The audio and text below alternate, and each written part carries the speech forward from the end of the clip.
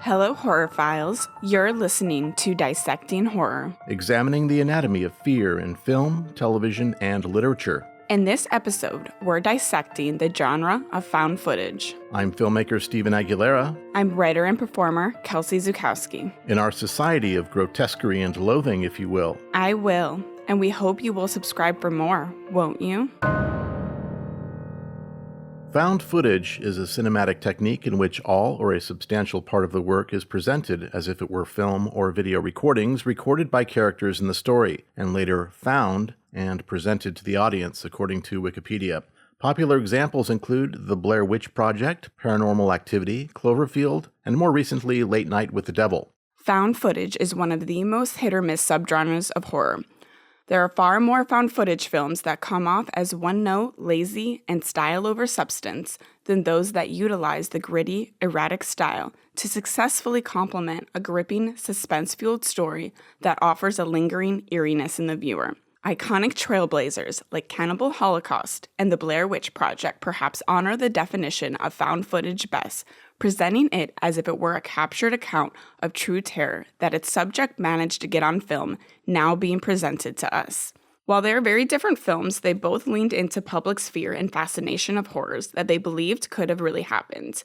That tangible, close-to-home sort of evil, and even the personal challenge to uncover it as myth or fact, calls to many in a unique way that made these films hard to resist. Playing with that eerie compulsion and then maintaining compelling affective suspense and story within that is the essential foundation for found footage that manages to be memorable and effective in a sea of mediocre entries. As a loose analogy, found footage is to cinema what reality shows are to conventional TV narratives.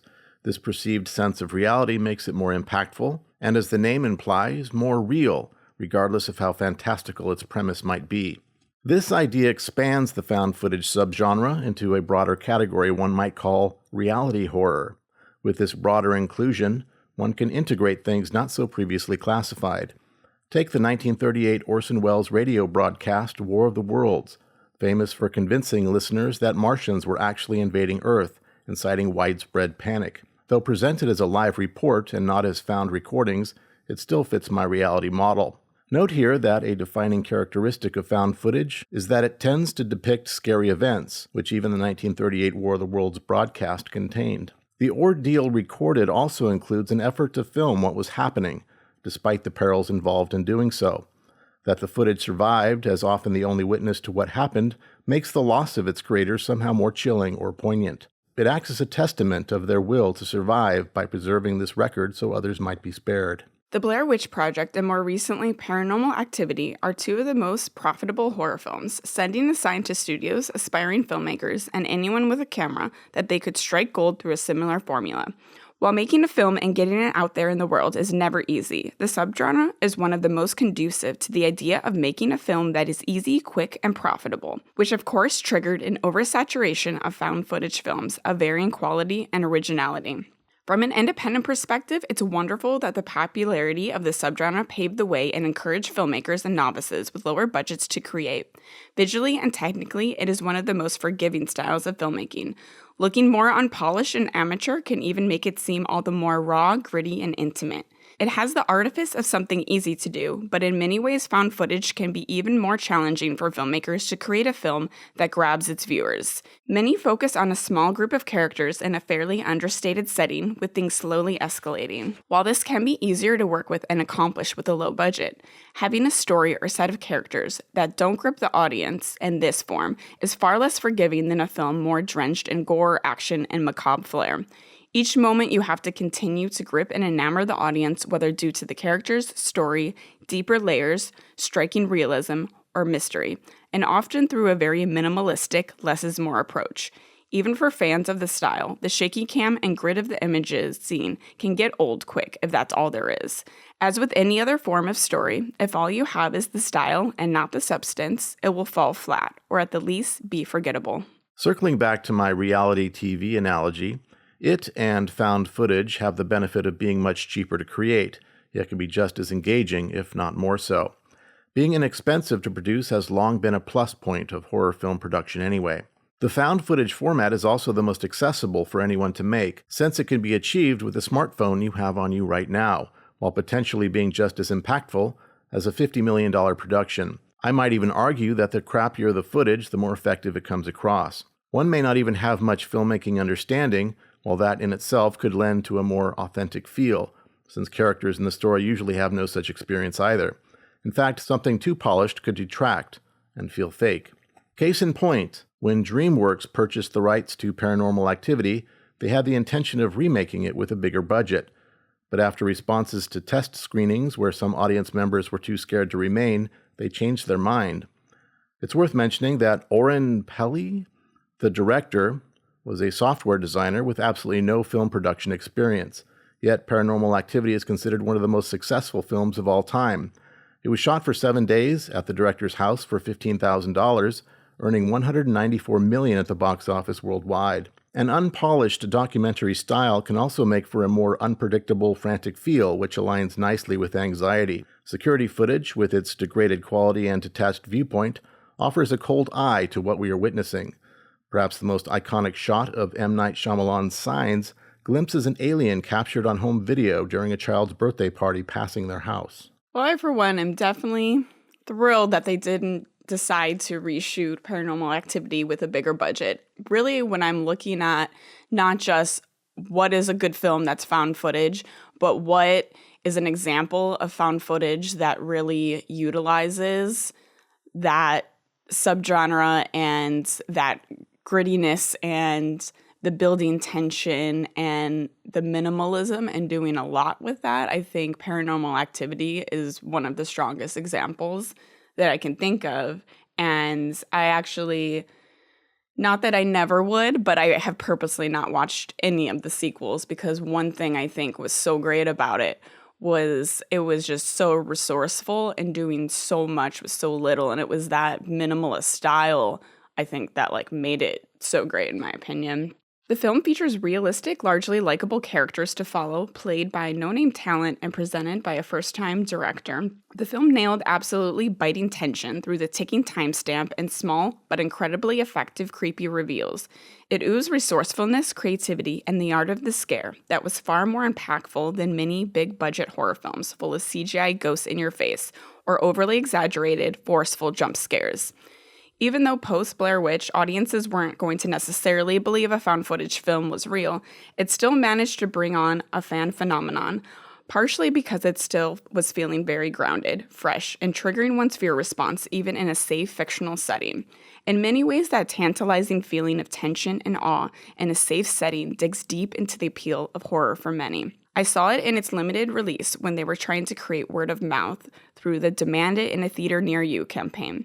This was really before there was much hype around it, and I was able to go in without many expectations. It's still one of the best theater experiences I have had, where the whole crowd was on the edge of their seat, unified and being fueled with anticipation, expecting something to happen at any second, bracing for impact, and still it piercing through us as one when something as small as the covers moving on their own occurred. As an indie filmmaker who has made your own found footage film, The Frankenstein Monster Project, what inspired you and made you want to use this genre vehicle to tell your story? There is the obvious advantage of budgetary constraints, and the documentary style that it takes advantage of makes for not just a cheaper production, but one that can be filmed at a greater pace. I think we shot that in 8 days or something like that. 1 day longer than Paranormal Activity. From there, the equipment needed for setup and just the general quality of footage didn't require a $70,000 Arri Alexa or something, or Red camera. You can just do it with something more prosumer. But ours was a take on silent films. It was a parody of the Blair Witch Project, but 100 years earlier with Frankenstein. So it's the Frankenstein Monster Project. So we could even degrade the film more than normal, and I did so in post quite significantly to make it look as rough and as raw as it could be. And so that's an advantage there. You don't have to worry about the quality so much. And normally I'll get to a point about the audio later, but ours was a silent film, so we didn't have to record any audio, which made it even more easy to do. Yeah, I think that's the main thing, is the budget and the logistic simplicity of it all. It's that weird inverse where the worse you make it look, the more authentic it feels. And so it was definitely a new style and a new area of filmmaking that I'd never tackled before. I'm usually more Spielbergian in my approach. So this is so opposite, and I enjoyed that challenge. Plus, as a way of it's sort of honoring and poking fun at Blair Witch, that kind of ties into that. And it also just focusing on this very early cinema period, and even like the footage is even mentioned in the film a lot. So it's kind of engrounded in the story and what's happening itself. And you play the Bride of Frankenstein, and that's how we actually originally met. And one day, I swear to God, we're going to get this film out. It's done. It just needs distribution. So if any distributors are out there, by all means, reach out to us. Yes. An original hook of found footage was implying the events as having actually happened. This included extending the reality nature of the film into its promotion. With showings of the Blair Witch Project at film festivals such as Sundance, missing persons flyers of the cast were posted as part of the marketing campaign. The film's website also described the conditions of their disappearance, including fake police reports, sparking a highly successful viral marketing campaign. Even the film's IMDb page listed the actors as, quote, missing, presumed dead, unquote, in the first year of the film's availability. The naive among us will always exist, but I think we're past the days of anyone wondering if such content is literally real footage that was found.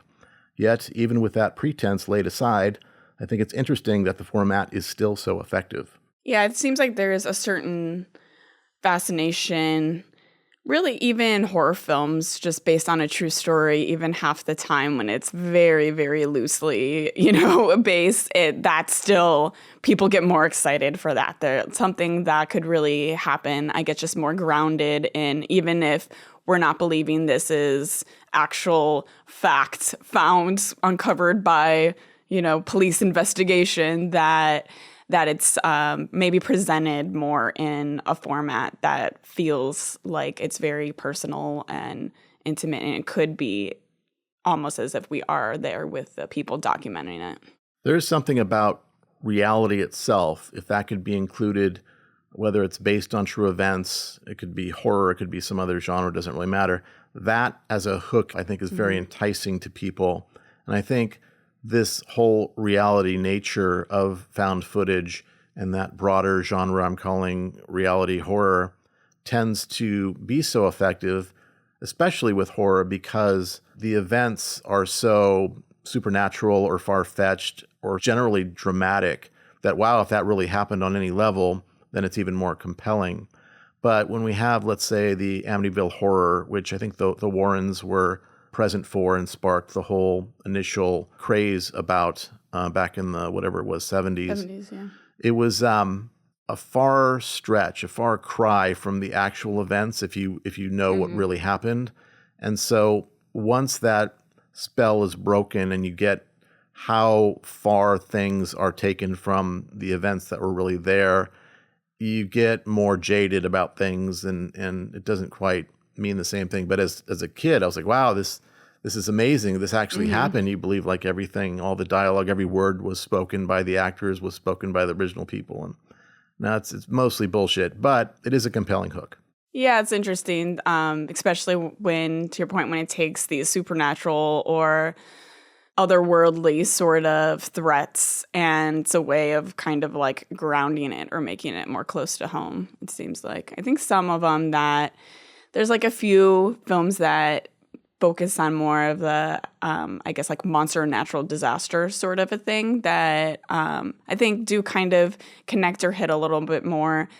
Something that could very much happen, like, I don't know, one that comes to mind is The Bay that I thought was really well done, which is sort of eco-horror, but sort of natural disaster horror, just disease and destruction. But just seeing it sort of taking from normalcy and then it kind of being ripped farther and farther away from that sort of documentary horror film that it kind of takes place sort of like a reporter. So there's reason for them to be documenting, and pretty much there's an infection that spreads that just brings more and more chaos and churns extremely gruesome and terror-inducing. And something about, I think, the footage style, I don't know, kind of puts us there in the middle of all the chaos. Well, circling back to the based on true events concept, when you're saying that, I'm thinking, well, another compelling point about knowing that something loosely happened based around this story is that it feels like someone felt compelled to make this movie because it was so important of a thing, and it's the medium or format to get it out to the public. And perhaps that's a last-ditch effort to say what actually happened where no other avenue may have existed. So it makes it feel even more compelling in that regard. I never saw The Bay, but I've looked for it here and there. And whenever I have, it wasn't available for streaming. That's not a foreign film, is it? No, it's set in like New England area. Yeah, I think it's like available to rent right now. I had seen it a few years ago. I think it used to be, available on streaming. That one, and I would say like Rec too kind of follows that line. Those two, Rec and The Bay, I always confuse, and I've never seen either of them. Oh, okay. Rec, well, Quarantine was the American version that was inspired by Rec, but yeah, Rec was more. It was in that same line of like natural disaster, and it's kind of similar that it starts with a reporter kind of uncovering something, and then as things escalate, them kind of uncovering and trying to fight through and survive sort of a situation. But I think both are very well done and add a little bit of that realism and just like kind of put you, if you were in this situation, kind of how would you manage and fight through it. And like Paranormal Activity, those have spawned a great many sequels as well, I understand. I don't know about The Bay, but I know Rec has had several versions. Was that the one that's like French or something, Rec? I think it's Spanish, I believe. Spanish, okay. Well, I'm not good with subtitles. You know how much I loathe reading, but I'll give it a go. Kelsey, what are things that make a found footage film bad? Ooh. Yes. I think the biggest thing is just not having a fully fleshed out story. And I think characters, like, they don't have to be the most layered, well-connected characters in the world. But I think if they're not at least interesting and you can't really empathize or feel like you're invested in what they're going through, then it really kind of falls apart. Recently, I watched a film that I thought was like middle ground. It was Hell House LLC. The initial premise was very interesting. It focuses on some haunt creators, like manufactured haunted houses to, for guests to experience as a immersive celebration of Halloween. And they had built on a sort of cursed or haunted ground. And one of my first acting jobs in LA was a scare actor on the Queen Mary for their Dark Harbor event, which is, the Queen Mary is known to be a very haunted location.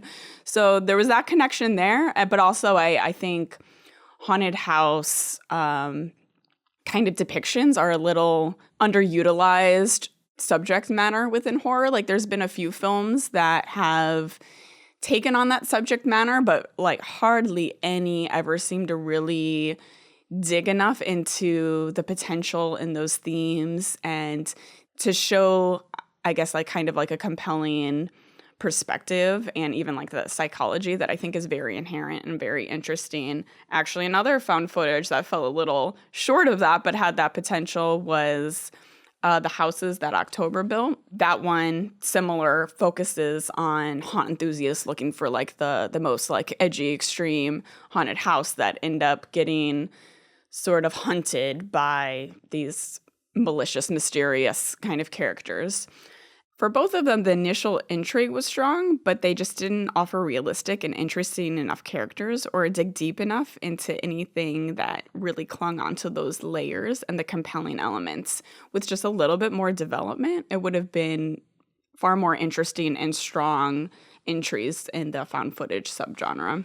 And going back to Hell House LLC, I think the most interesting aspect was kind of like the origins of this haunting and what was responsible. Essentially, it opens, when they have their opening nights, there are already some creepy or mysterious, unexplained things have been happening with like sort of like the props kind of coming to life, or is there something kind of animating them or something sinister happening?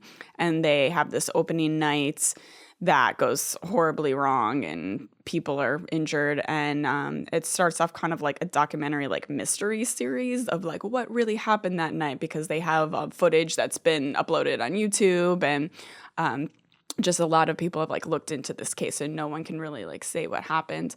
So the premise was really interesting, and even the characters weren't bad. They weren't like horrible, but they weren't like interesting really. So it was kind of like you just needed to flesh them out a little bit more or dig into, I guess, like the origins and kind of like deeper story that was happening. And even the found footage aspect, there was with the documentary aspect, there was a little bit of an interesting of like, oh, okay, something crazy happened, like what, so there is a little bit of mystery and enticing nature to that.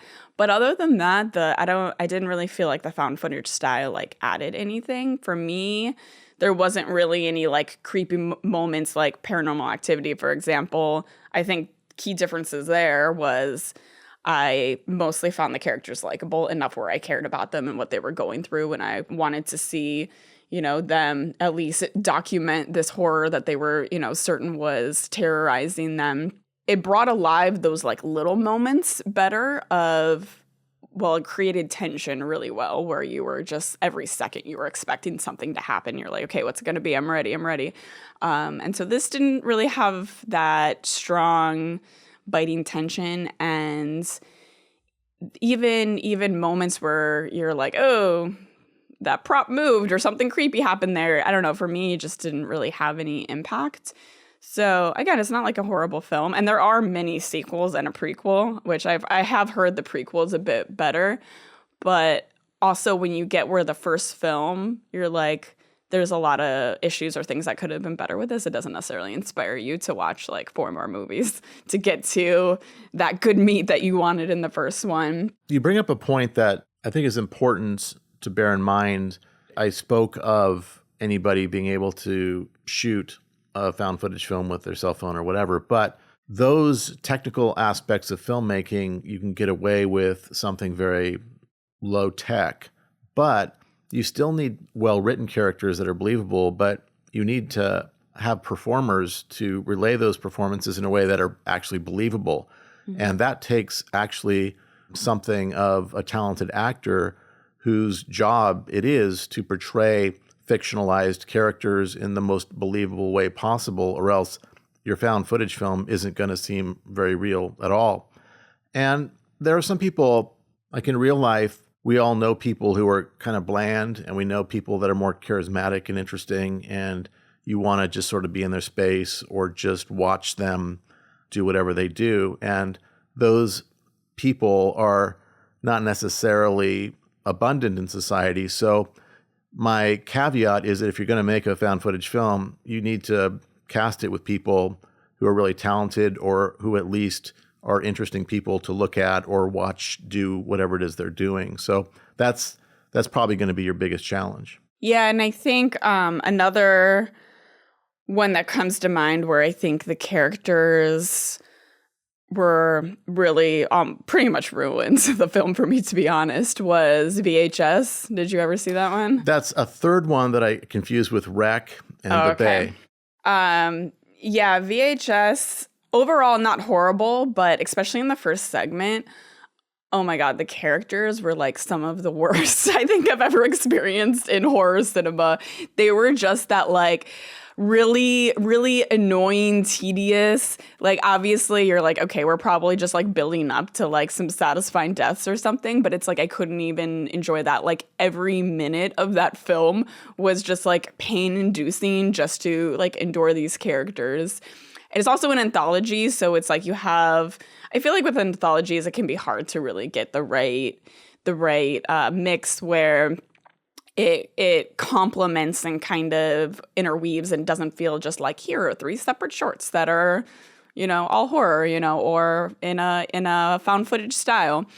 And I didn't think it quite nailed that, but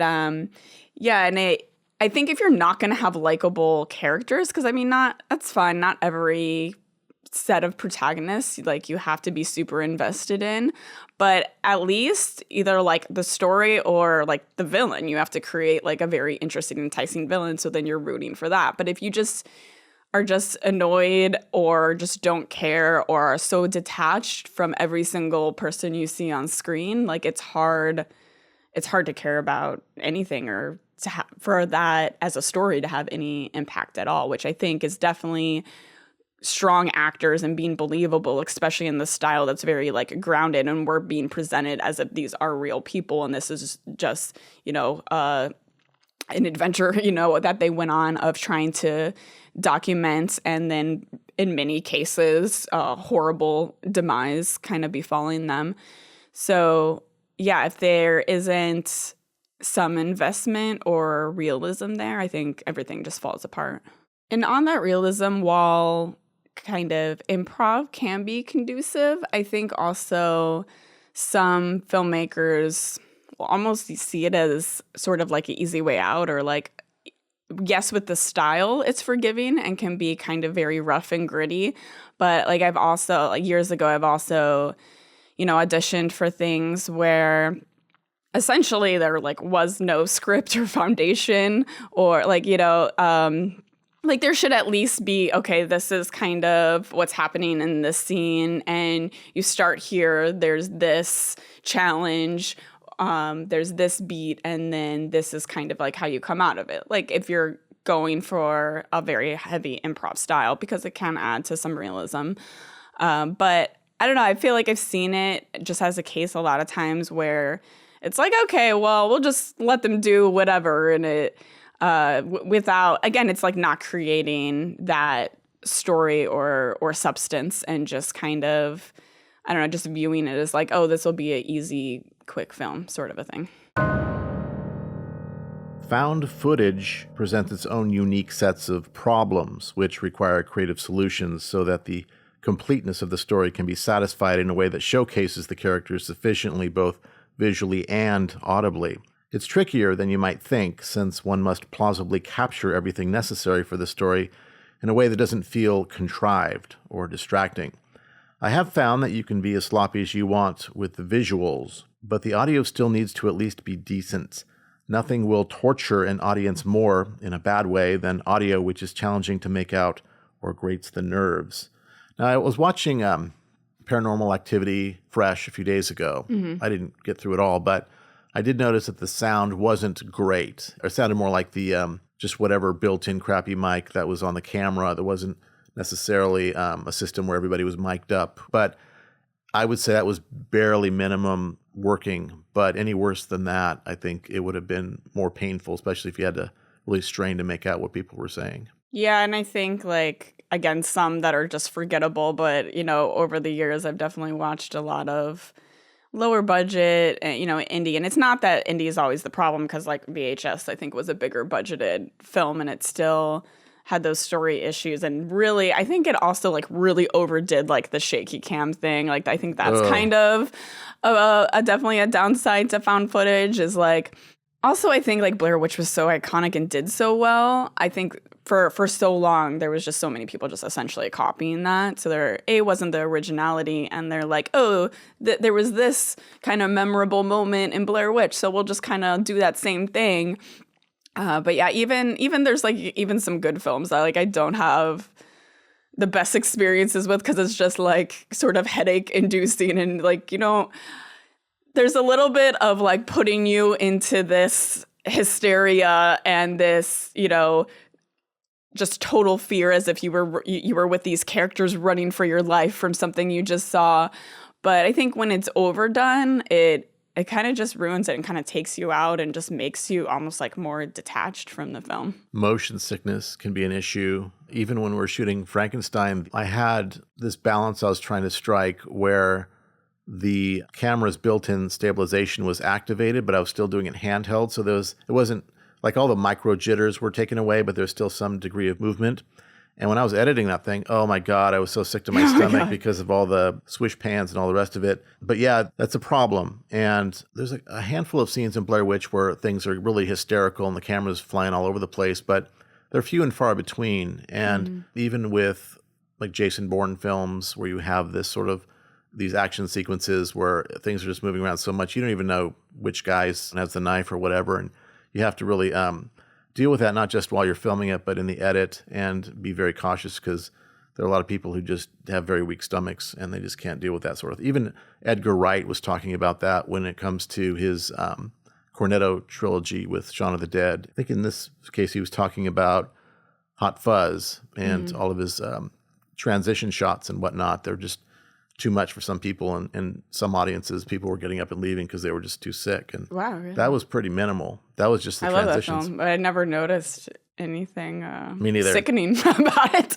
But I never saw it in a theater on a big screen, and I think that makes a big difference too. If it's more immersive that way, it might just have a bigger effect. Yeah, I think Cloverfield's one that I think it was a good like event movie. Like it was exciting at the time, but I felt like going back to it it's not bad, but I feel like it doesn't have that same, I don't know, kind of like excitement or thrill to it as when it was like released in the theater. But that was one, is not the movie's fault, but I didn't have the best theater experience with because I was like front row and just like that was one with a lot of kind of shaky cam and just distortion. And I definitely had like a crick neck and felt kind of sick after I watched that movie. I hated the characters in that film. Yeah. I hated those people so fucking much. They were just too, I don't know, they looked like actors. They're just too hip and good looking, and they're just annoying people that I couldn't relate to in any way whatsoever. So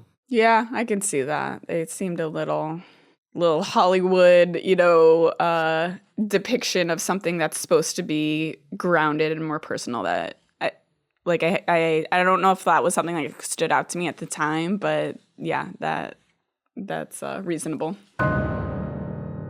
One film that made its own mark and added something new to the found footage subgenre was 2014's Creep. It was heavily improv and brought something fresh to the found footage subgenre with ample realism and unease. The film was inspired by conversations between co-writers Patrick Bryce and Mark Duplass, who also star in the film alongside each other.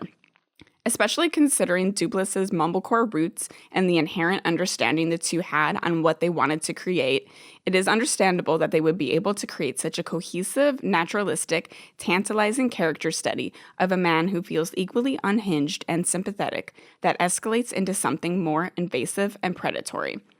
For me personally, the first film really hit on the risks we sometimes take as freelancers in the entertainment world. Many of us have accepted a job or connected with someone who is an essential stranger online who could have ended up being a deranged psychopath or someone who was using a project as a lure to bring in their prey and nothing more. And that premise alone and the idea that something is amiss, the tension and dread is palpable. Interestingly enough, Bryce noted it wasn't intended to be a horror film at first, but simply a focus of psychological tension and the humor between the characters. But the material and early audience opinions made him realize it was destined to go in a darker direction.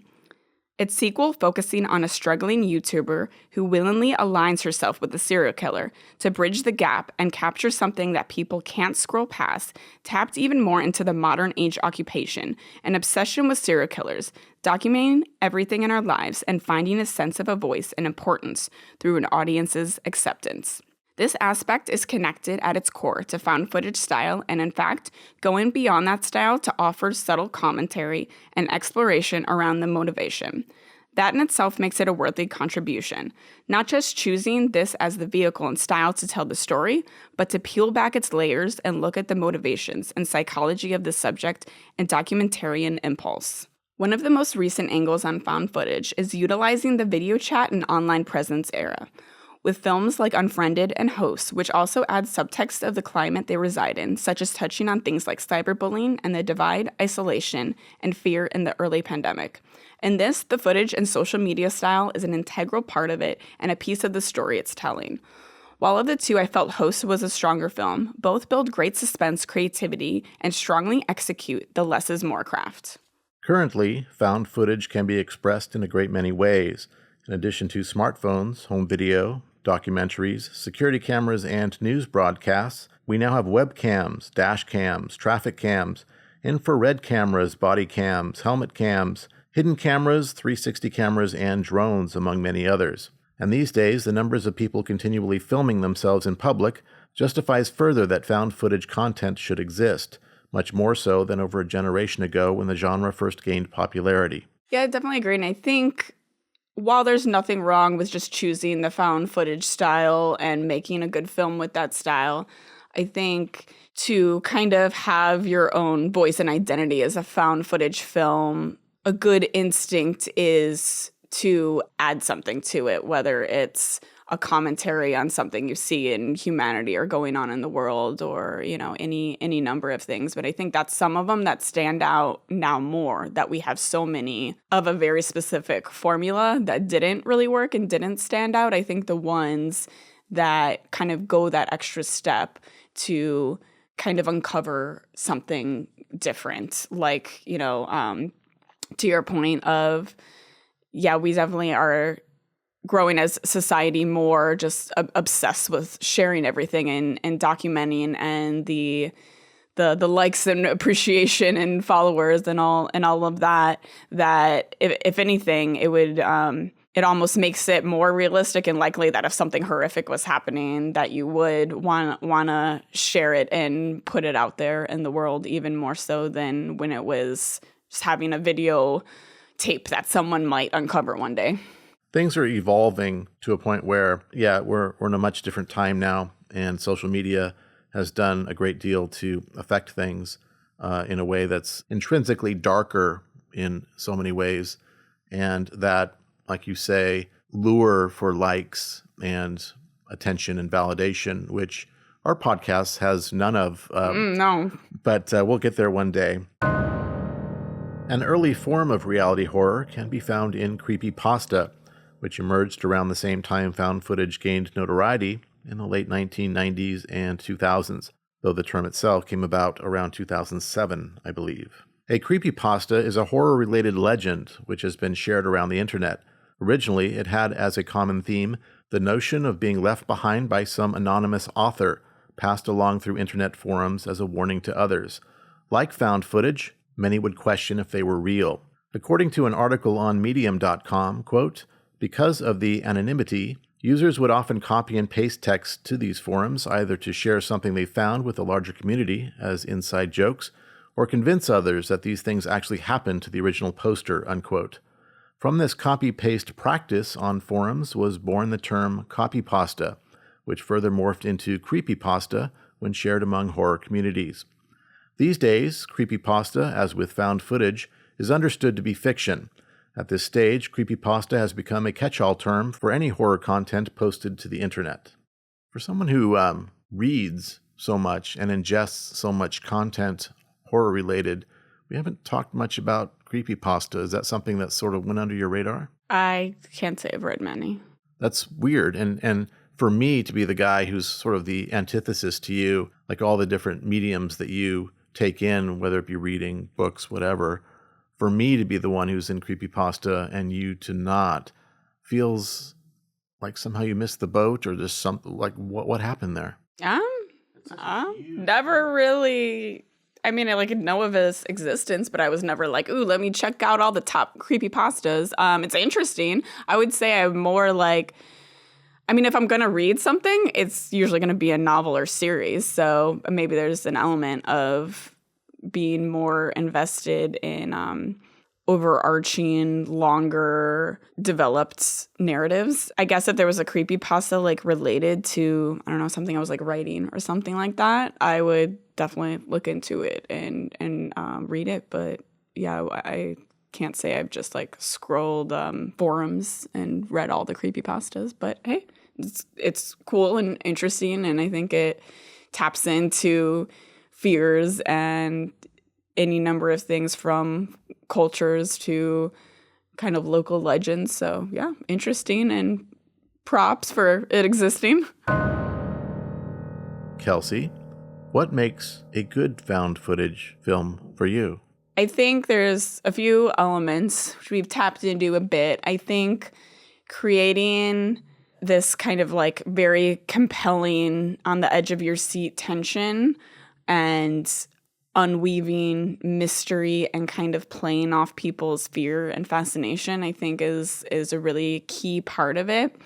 And I think as time has gone on, I think it's also, again, as we, mentioned, strong characters, or at least likable and realistic characters and performances, but also something that kind of just grabs you. And I think at this point, you have to be adding something different, or you utilizing this grittiness and realism and suspense kind of intrinsic formula to kind of have your own voice or create something new. Like there's, I think if you're just kind of doing the same thing that's been done, or like even a film that's good, but it doesn't really need to be found footage, like that can be okay, but that's not going to be like the best example of found footage. I think it should be something that really digs into that potential and has a different perspective or psychology or commentary, or uses almost why are we attracted to found footage, because you're assuming, some people might just be watching because they watch everything, but most people watching these films, they have a sort of pull to it, and there's something in that's a type of horror that connects or brings awe or thrill or terror for them. So I think building off that and adding something either just very, very compelling and entrancing, and ideally adding a different sort of substance or commentary, I think is pretty essential. The original Blair Witch had elements which really worked for me, and one of which was they really set things up in the beginning with the lore of the Blair Witch, and they interviewed these interesting people, and you go into it before they even take the actual trip. It's set up so well that your imagination is looking for these clues or different people or different phenomenon to kick in. And my favorite part of the film was the look and feel of that forest, the fact that it felt so cold and it felt like you're really camping with them, and to find just piles of rocks. Like, what the fuck does that mean? Why are these rocks here? And it's obviously something that somebody put there, these stick figures hanging. What's the significance? It feels like there's a reason for this, and there's a mystery layer to it. And the part that I liked the least about that film was the building hysteria and paranoia and bickering and the screaming. I get that there needs to be conflict in stories, and in every scene there should be some conflict, but it got a bit nerve-grating to me, and that's the only reason I don't watch it more often. But then we get into the sequels. The Book of Shadows wasn't really a found footage film at all, so I'm not really counting that, but Blair Witch, which came out just a few years ago, I think they're trying to go back to the roots and employ newer technologies and so forth, but it didn't really have that vibe. It didn't really feel like there was anything creepy there. It felt like more like a production was happening, and they did too much with visual effects and monsters and things like that, to where you couldn't really fill in the blanks with what was creepy for you. That setup that was so rich in Blair Witch with all the lore and the witches and whoever, that was something that was just so primal. And in this one, it was more like, oh, we're going to just make a monster movie and show you things, actually show you the witch or whatever the entities are. And there's no way that could work, especially, it may have fulfilled whatever was creepy in the minds of the writers, but it was too specific and it just totally fell flat for me. Yeah, I think one of the strongest things about the original Blair Witch is, working off imagination and suggestion and definitely creating just this eerie, chilling. It's almost, I feel like a lot of good found footage just creates all these possibilities and fears and kind of makes this kind of like wickedness come alive around you where you do feel you are transported. And I'm usually all for like, give me that monster. Let's get some exploration. I want to get in their minds. I want a good kind of sense of who they are, how they're preying off people, how they operate. But I think with a film like that, almost what was so powerful is it could have been all real or could have not been. It could have been just the myth and the idea of this kind of came alive in their minds. And I think that is almost one of the most interesting aspects of it, that then trying to make it a sort of more monster in your face or bigger kind of jump scare production, I think is where a lot of films miss the mark, that especially for films that like start off indie and understated and do that so powerfully, where they do, so many audiences do flock and respond to them and they feel this authentic tension and dread through them. And then the studio's like, okay, we'll do it again. We'll just throw more budgets and more in your face and more scares. And they're not understanding what made it enticing in the first place.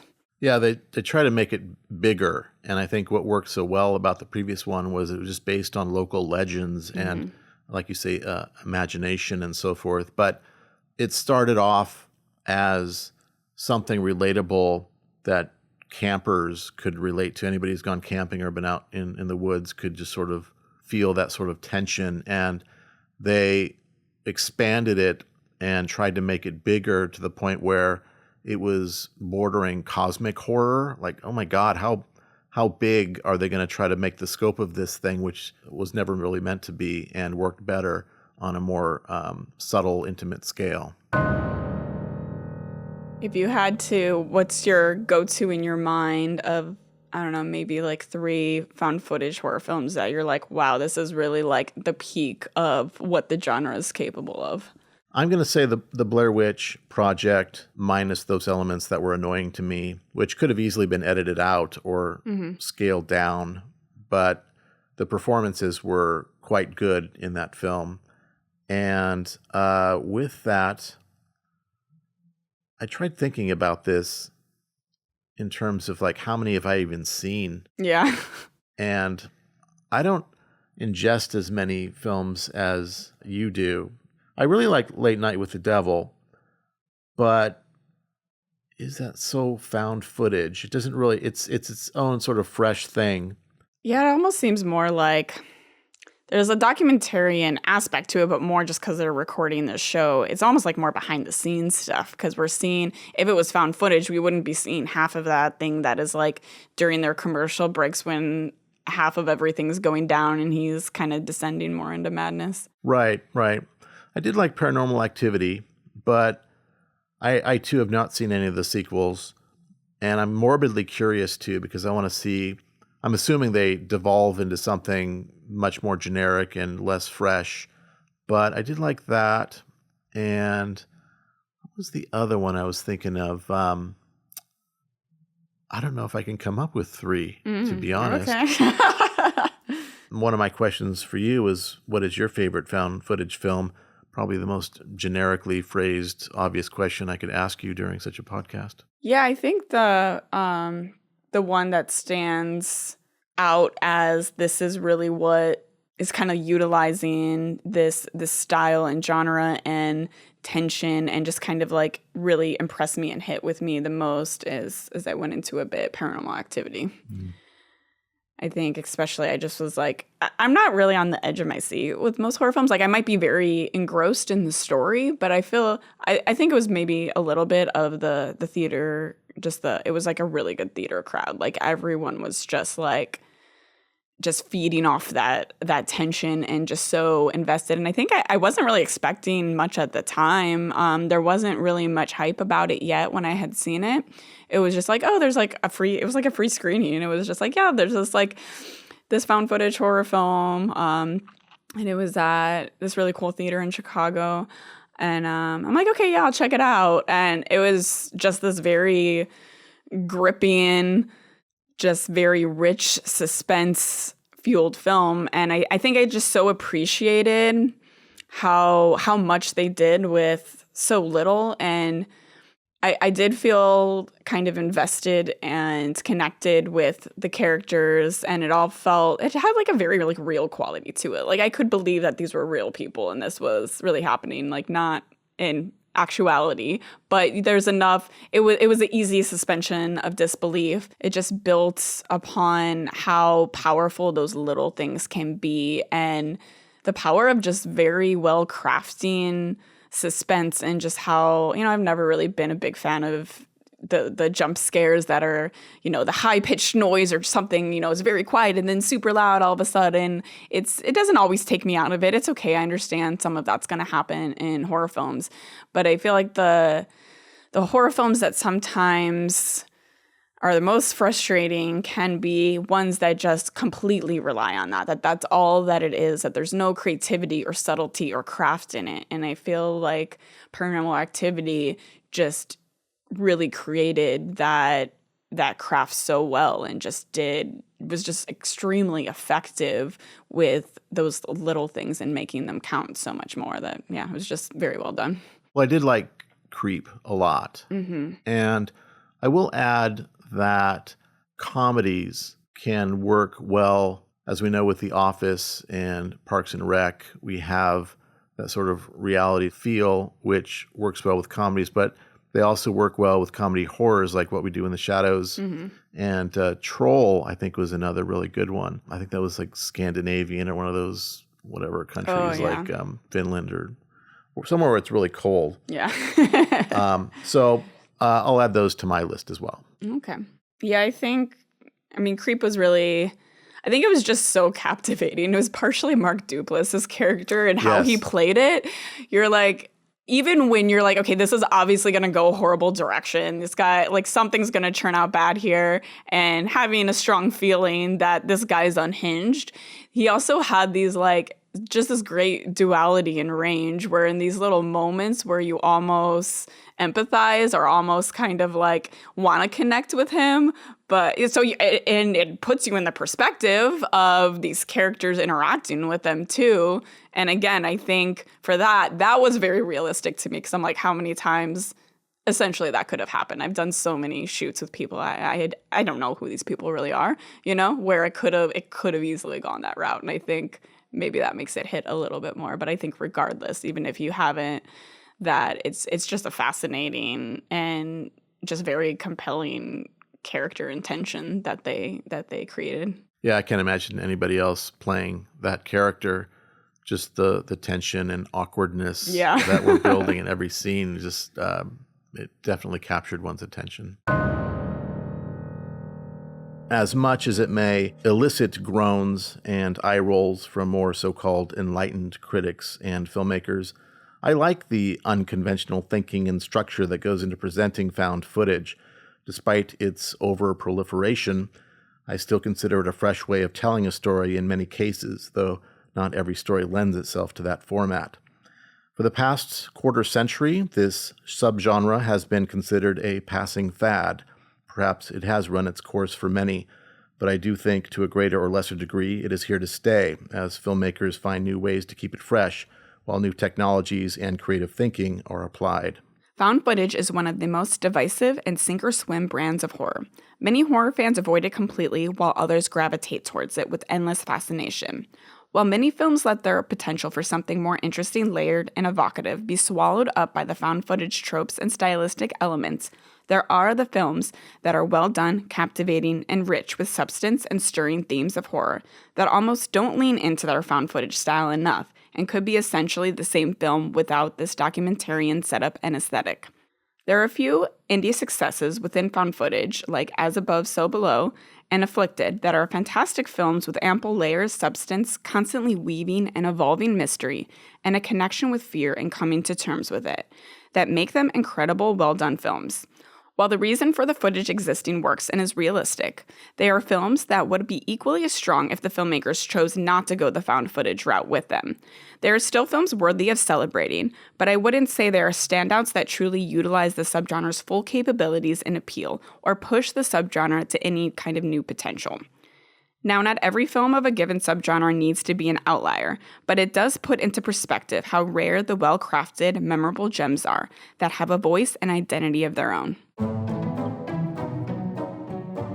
If you would like to join our society of grotesquerie and loathing, subscribe now and give this podcast a like. And be sure to comment your wretched thoughts below. Keep our podcast suffering on by finding it in your cold, black, withered hearts to support us on Patreon. A link to our PayPal is also below for one-time donations of any amount.